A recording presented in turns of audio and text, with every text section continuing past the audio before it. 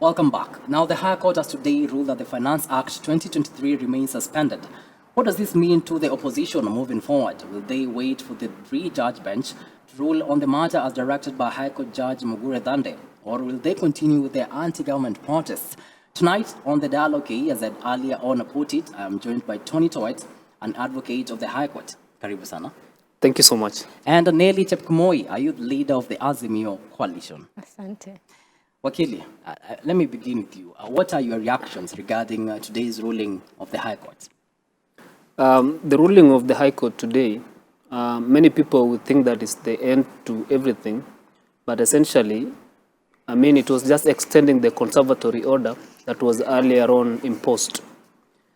The meaning of this conservatory order is that the bill as it is does not achieve the effect of the law to be an act.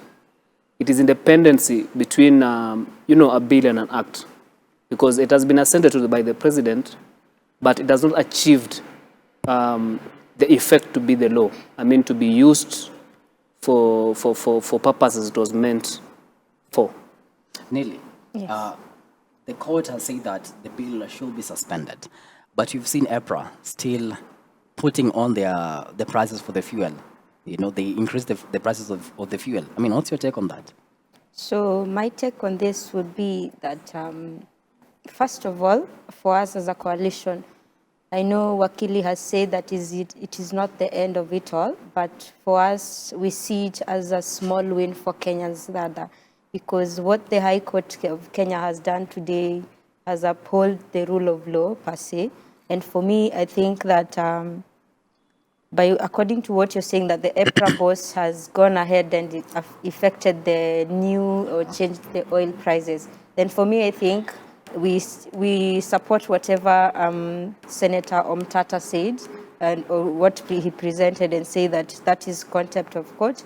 I think that the EPRA boss should just calm down a bit and just follow what the court orders, because we live in a country that we are a very lawful country. Yeah. So I think what he needs to do away with the new prices that have been set and be able to maybe just hold on to the older prices, because right now as it stands, the act has been suspended. Therefore, the new prices shouldn't be in effect at the moment. Yeah, and let me pick your mind on this. You posted the poster for the civil disobedience for tonight's show, and you actually put a caption. Is it civil disobedience? Let's begin from there. Do you think Azimio actually disobeying? I don't take it as a disobedience at all, because when you look at it, you and I, we live in a country where we are grappling with an economy that is dying, or rather trickling down. We are looking at a higher cost of living. Yeah. We are looking at, and then you have a new regime that has come into office, or rather came into office with the clout of lowering prices down. Yeah. Being for the common mwananchi, they called us the hustlers government. So if it is really the hustlers government, then it shouldn't be the time that it is now having to introduce new and more taxation to Kenyans. That is why I think whatever our coalition is doing is not really disobedience, but rather fighting for the rights of Kenyans. You're saying that it's not civil disobedience. What you're seeing here is the boycott of the payment of taxes, carpooling. The leader is saying that people should walk instead of driving, matatus to carry above capacity, and employers to feel nil returns on VAT. But before we get to you, let's just watch this clip by the Azimio leader Raila Odinga today in town. Sasa tumesema siku ya Jumatano,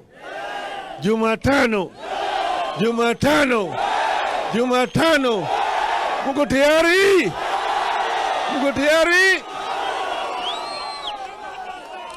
Tumesema sisi si majambazi. Sisi vilevile si watu ambao wanataka ugomvi kwa sababu ya ugomvi. Tunafanya kila kitu, tunafanya na sababu. Tumesema Wakenya wana sababu. Pili, Wakenya wana nia. Tatu, Wakenya wana uwezo ya kuleta mabadiliko kali ya maisha yao. Wakili, what's your take on Baba's reaction to go for maandamano?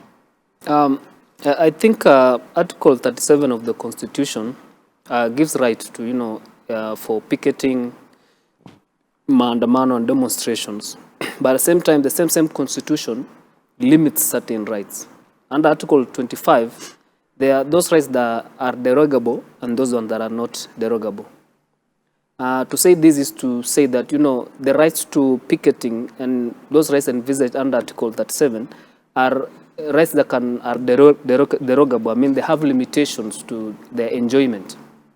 Essentially, to say so is we have the function of the police who actually are to maintain peace and order.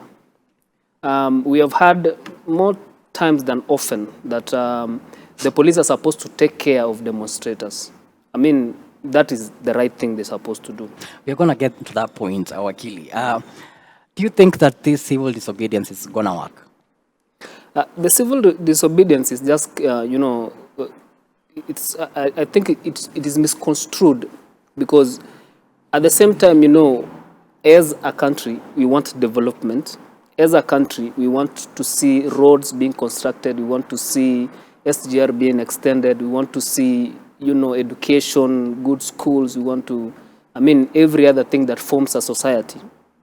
It is completely contradictory to stage civil or campaign for civil disobedience. Non-remission of tax and all those things that we have had.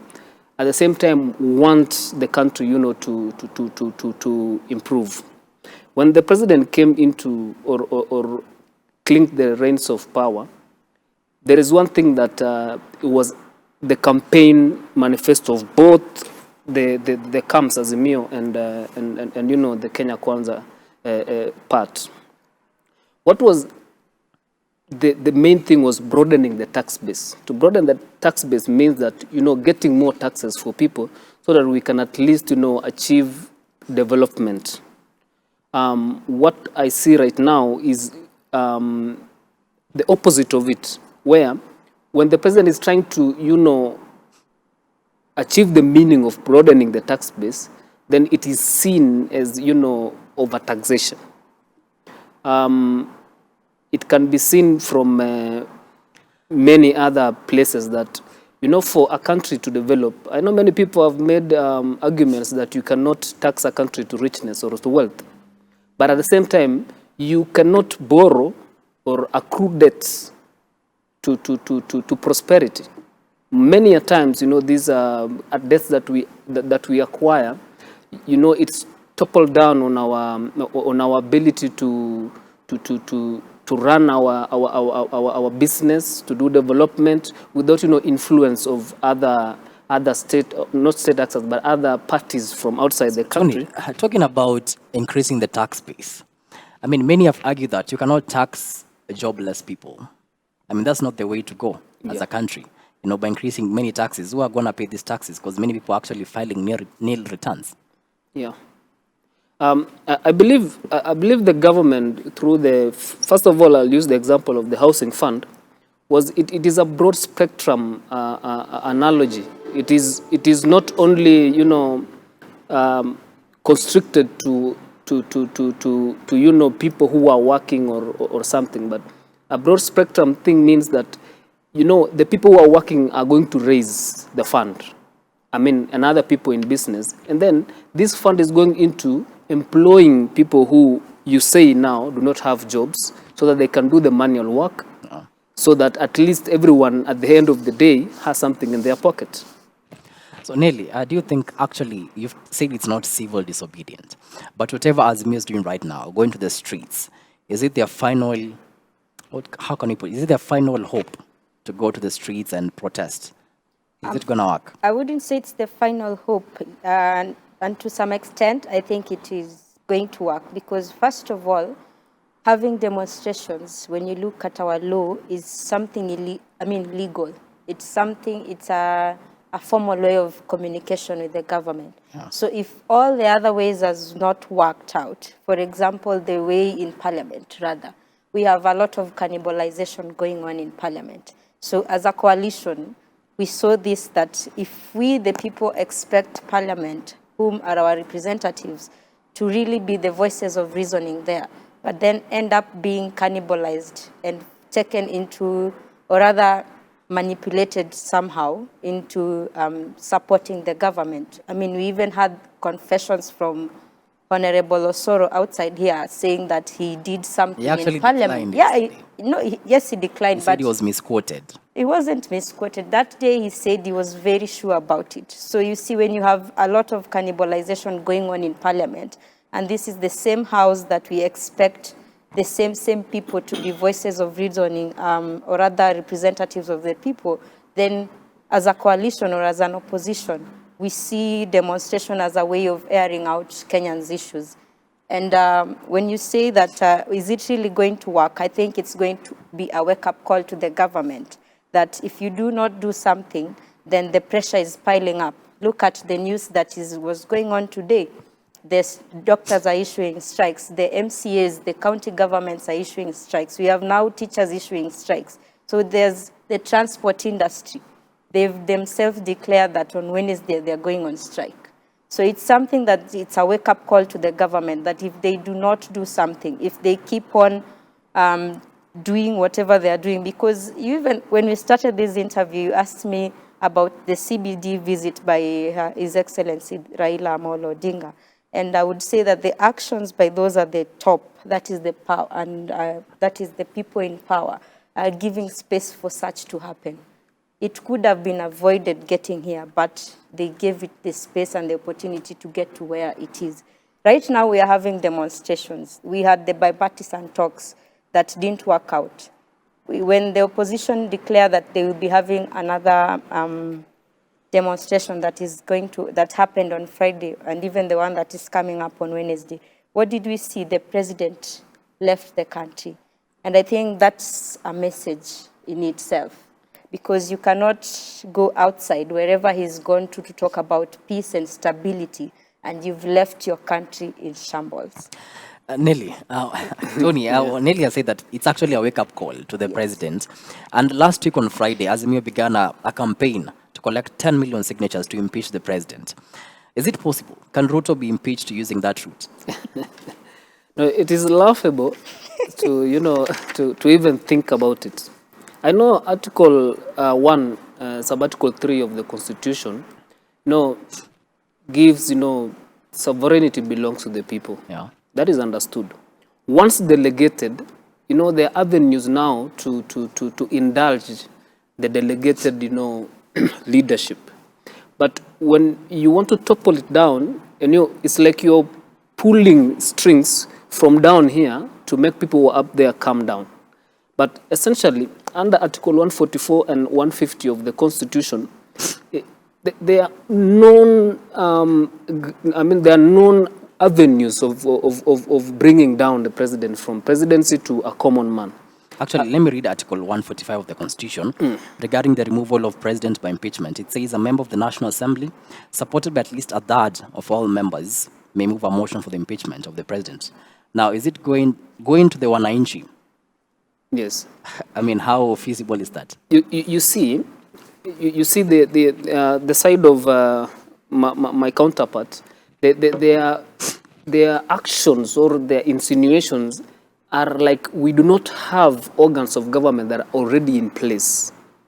They are acting like we in a state of anarchy, where there are no processes that are constitutionally anchored that can be followed so that someone can be impeached or brought down from power. As you have read the provisions of Article 145, you can only impeach a president, through the Senate. I mean, you have, if someone is incapacitated, the president is incapacitated, that means that physically or mentally. If the president, has done something that is contravenes international law, like genocide and such things, when the president can be impeached because of gross misconduct. I mean, and the other things that we have been shown there. None of these, fall within the legs of our president. Our president is an astute leader. He's even on on a mission to unite the African fraternity on global stage, and also bring, you know, economic, to merge the economy of Africa so that we can have, you know, one currency exchange. I mean, you can see what the president is doing is for the good of the country. It's for the good of the country. Nelly, Yes. 10 million signature collections. Is it going to work? So first of all, I would like to clarify this, that it's been taken out of context, that Azimio is out to sign signatures to impeach the president. We are not collecting signatures to impeach the president because everyone knows that the process has to go to parliament. So what Azimio is doing is rather, you know, when we look at, I know Wakili is so good at this, but I must also remind him because he seems to be lying on the side of the government. So Article 1, Clause 2 gives the people, or rather the citizenry, the power to delegitimize the government. And what Azimio is doing is just delegitimizing the government by collecting all these 10 million. In fact, it's not 10 million, we are targeting 15 million. So if you are able to collect these signatures, then this is going to pile up pressure on the representatives who are in parliament. So if the president is to be impeached, he will be impeached in parliament, not by the signatures. So the signatures is only to pile up pressure on our representatives and be able to tell the government that this is our sovereign power. We gave you this authority, or rather the mandate, authoritative mandate, and we want to take it back because whatever actions that are being done by the government is not really leaning on the side of protecting the people, because life has become unbearable for Kenyans when you look at what is happening right now, and especially the youth. Whilst at the top, we have a leadership that is flaunting opulence out here. So the 10 million signature collection is not to impeach the president, but rather to pile up pressure on our representatives, or, as I have said, to delegitimize the government. So just a rejoinder so that you can ask the next question. You see, collection of signatures is an activity. The legitimizing of, you know, the government is another activity that, you know, has to follow the constitution. We have a constitution for a reason. If you want the signatures to, you know, have any legal effect, they must be verified by IBC. The IBC is not constituted right now. So my honest question is, where will you take these signatures? To parliament? If you see the constitution of the parliament in terms of the members of the parliament, it is glaring that, you know, the members of parliament, in terms of the membership of your side and the membership of the government, is very clear who's going to win. I mean, just a rejoinder as well. Yeah. So you remember I said there's a lot of cannibalization in parliament. So if this is the same parliament that we expect to go and air out issues, or rather represent people when it comes to this, and the people have lost confidence in parliament because of the kind of cannibalization, then this is the route that I think we should take. He talked of other avenues of rather how the president can be impeached. But now, if that is not working, then let us do what can work. Demonstrations. now, we've actually seen, by now, 6 lives have been lost during the last concluded Sabasaba demonstrations. Yeah. And actually, police officers have been castigated for brutalizing Kenyans. And today, CS Kindiki actually warned Azimio against what he terms as lawlessness and destruction of property during the upcoming anti-government protest on Wednesday. Yeah. I mean, let's begin by there. You've seen how the demonstrations are actually not peaceful. I've actually taken part in them. You've taken part in them? Yes. Is it going to last in the long run? So, I mean, it's not something we would want it to last, of course, as a country, because businesses have been crippled. The economy is at a standstill, because whenever there's a demonstration, that people are scared of their businesses, people are scared of their lives as well. Yeah. But I think, for me, I would say most times whenever we have demonstrations, they are intended to be peaceful, but they turn out violent because of the provocation that comes from the police to the demonstrators. Because if I have the right to picket and even demonstrate, why, and you're supposed to take care of me provide me with security. Why would you provoke me so that we may end up having a disruption, or rather throwing words to each other and provocating? And because when you look at most demonstrations and even the deaths, it's unfortunate we've lost 6 people as at now, but may their souls rest in peace. But I think for me, I would say there's a lot of provocation that comes from the police whenever we have a demonstration. They take it as a chance to also show us that they have the might, they have the time to do whatever they want. And so for me, I would actually appreciate the CS for warning the police force against using excessive force to the demonstrators. Actually, talking about Kindiki, let's listen into what Kindiki had to say today regarding the demonstrations on Wednesday. Mesikia kuna watu wamesema story nyingi kule. Sijui vile watafanya Jumatano. Mkuje asubuhi tukutane. Kujeni tukutane.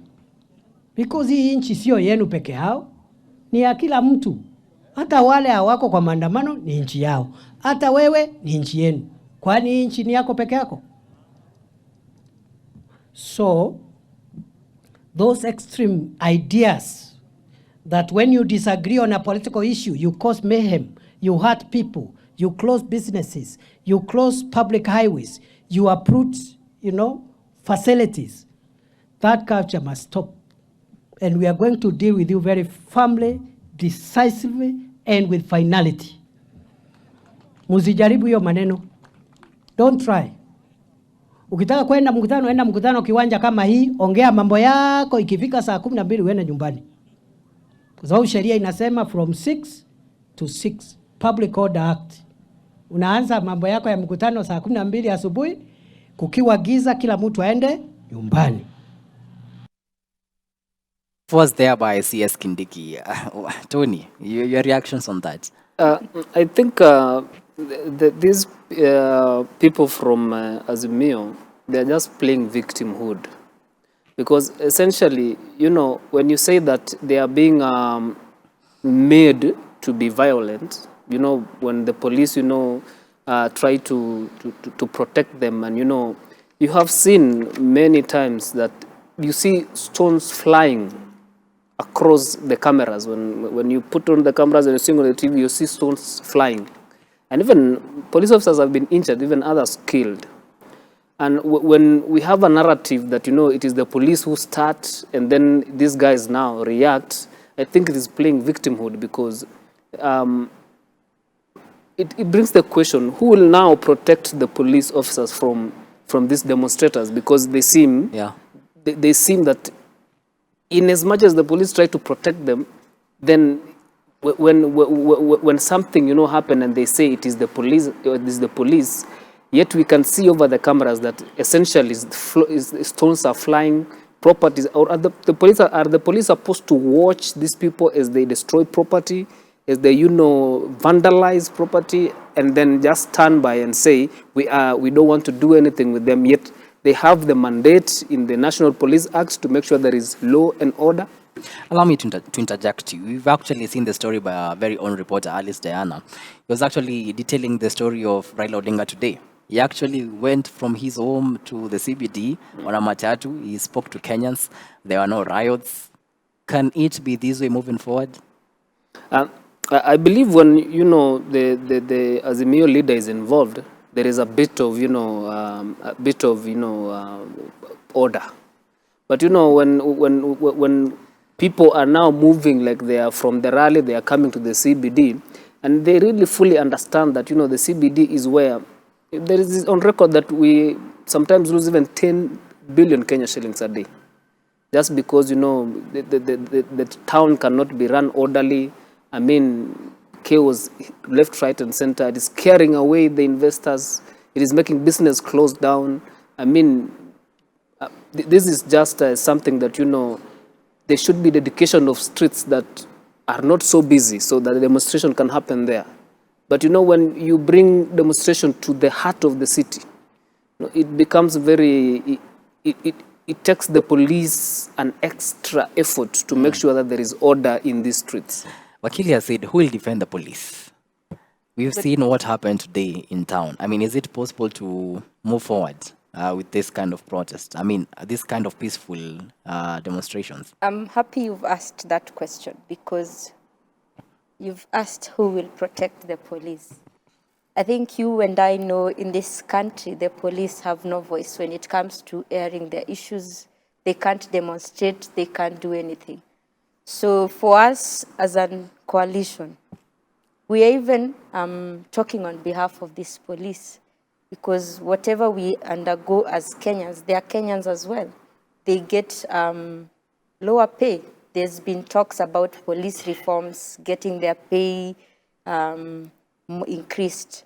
So for me, I see it as some of the issues that the Azimio or rather the opposition is raising in these demonstrations, even touches on the police themselves because they are Kenyans as well. They undergo the same fate or rather the same effects or impact of the economy that has on every other Kenyan. So for me, I see it as we are even speaking on behalf of this police, but they end up being used. There's a term I was avoiding, but I think I'll just have to use it, state capture. It has come at a time when we are seeing police being ordered to do this, to do that, because if we experienced or rather watched what happened today when the opposition leader was in town, was in CBD, police were involved, yes, but did we have any violence? We didn't have any violence. So we hope and ask them that may this remain the same when there's demonstration. And I know our opposition leader asked even the people not to indulge in violence, not to demonstrate and go, just go demonstrate, air out your issues, but don't touch anyone's property. So I'm also urging people who will join the demonstrations on Wednesday to please be mindful of other Kenyans, be mindful of other people's businesses and premises. Thank you. Yeah, actually, let me read a comment by Eric Mukono. He's actually tuned in. Okay. He's saying the government should ask the police to stop demonstrating. Okay. The people of Kenya are very peaceful until the police come in and cause mayhem. Today's visit by Raila Odinga to CBD should tell you who has been demonstrating. See why I'm saying provocation. He's actually saying there was a lot of peace today. Yeah. Well, what really is the difference between today's, it was an event as opposed to a procession? Because you see, the demonstrations we have seen, even back in the days before this time came, is that when the police try to, when the procession of people coming out of these strongholds, I don't want to say where, strongholds of Azimio, what happens is that they hurl stones because, I don't know what's wrong with the people even carrying stones inside sacks so that you have witnessed that. I mean, a person who was premeditated on carrying stones on a sack, inside a sack. How do we really deal with that scenario? Because you say you are a peaceful demonstrator, but inside you, or inside your bag or your pockets, you have stones. I mean, what is that? Okay, now as you conclude, because time is not on our side, the bipartisan talks have hit a snag. Are we going to see, is there hope of dialogue between the two leaders, that is Raila and President Ruto? I may not be able to speak about that at the moment, but I think it's something that needs to happen. Because if both the two parties are really mindful of Kenya, are really, or rather they want to see Kenya progress, I think it's high time they have a sit down and do away with the egos, because I want to think both parties have egos. So I think it's high time to put to prioritize Kenya's needs and put away the egos, do away with political interest, and just put the people's interest at heart and at priority. So I think it's possible, and I hope that we will come to a time when we'll be able to have the leader of opposition and the president have a sit down and be able to air out issues and even come to an agreement when it comes to issues of development and economy. Yeah. Wakili, is there hope of a dialogue between the president and the opposition leader? As you have seen before, there was this attempt to have the bipartisan talks, which of course part of the team, they vacated it claiming that the other side, was not listening to what they were saying. Yeah. But essentially, what they were saying is what they placed in as their ultimatums on the table was essentially, not achievable, because when you say you want the cost of living to go down, you realize that you cannot achieve this in a day. The president cannot come today and say the cost of living is down. This is, it can be noted beyond peradventure that this is a process, a working process that, you need to subsidize, inputs to farmers, so that if you have traveled, to up country, you will see that most of the farms, they have maize, they have all these crops that everybody. So what is the net effect of, having high production of food in the country? It neutralizes the cost of living, because the unga that you're getting for higher price will no longer retail for it, because there is a cheaper maize that, is from the farmers inside. About the talks by the president and the opposition leader, I believe that it is a way to go. But it does not necessarily need to end with, people sharing the power, because that is where we go wrong as a country. Last time when you saw the handshake, many things happened during the handshake, including the BBI that was, taken down by our courts, because it was an initiative of the president instead of a civilian. Then during that time, there was high cost of living. Unga was retailing at 230 shillings, but we didn't see any demonstrations. But now Unga is retailing somewhat 220. The same, even lower by 10 shillings from that time. But people are all over the streets, ranting on social media, and you are like, what is really the difference between then and now? So what's the solution? The solution is, let's have these talks. Mm-hmm. But no, it doesn't need to lead to sharing of power. Yeah. It doesn't need to, because I'm here and you're here, I need to have a straw inside the coffers, Yeah. It doesn't work like that. Yeah. Let the government work, the government of the people, legitimately elected by the people, even sanctioned by the Supreme Court. It went through a fair process to me. So can we give the government a chance to work? So no dialogue? Dialogue must be there, because we dialogue every day in Parliament. The bipartisan talks was a dialogue, but of course part of the team vacated. But what I am trying to say on a personal perspective is that let's give a chance for the government to work. Let's give the government a chance. Nelly, your closing remarks. Okay. So for me, I would kindly ask our parliamentarians, or rather our representatives in Parliament, to really be the voices of Kenyans out here. Kenyans depend on you people to air out their concerns. So if we have a parliament that is being controlled, and if I may start with the Finance Act, I was part of the people that even went before the planning committee to air out Kenyans' grievances, more so the youth. So we are asking our parliamentarians to walk the talk. If you really are the representatives of people, then walk the talk. Be the representatives of people. Walk the talk. I guess that's a very good point to end it there. Thank you, gent and lady. That has been Tony Tawet, an advocate of the High Court, and Nelly Chepkemoi, Azimio / ODM, a youth leader.